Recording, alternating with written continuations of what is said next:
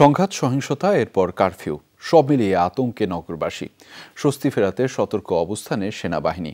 ধীরে ধীরে স্বাভাবিক হতে শুরু করেছে পরিস্থিতি।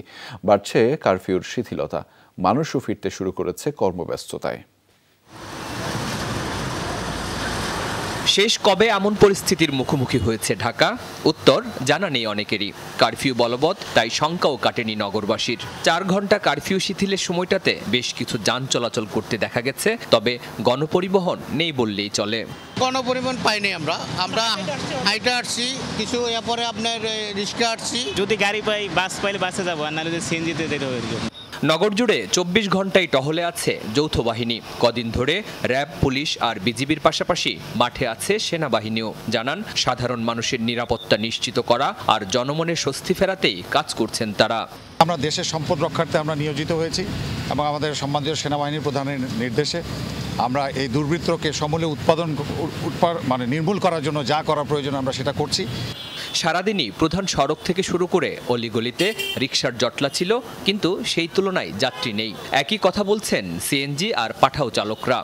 আগে যাত্রী অনেক বেশি পাওয়া গেছে, এখন যাত্রী পাওয়া যায় না, মানে ভয়ে কোথাও যায় না। আমার অবস্থা খুবই খারাপ, রাস্তার পরিস্থিতিও খারাপ, যাত্রী নাই, সবকিছুই বন্ধ। রাস্তাঘাটের লোকজন বের হইতে অনেক ভয় পাচ্ছে। রাস্তা ফাঁকা থাকার সুযোগে প্রধান সড়ক দাপিয়ে বেড়াচ্ছে ইঞ্জিন চালিত রিকশা। বাধ্য হয়ে চালাতে হচ্ছে, কারণ মহল্লার ভিতরে লোকজন আসে না, লোকজন বের হয় না, সবাই আতঙ্কে আছে।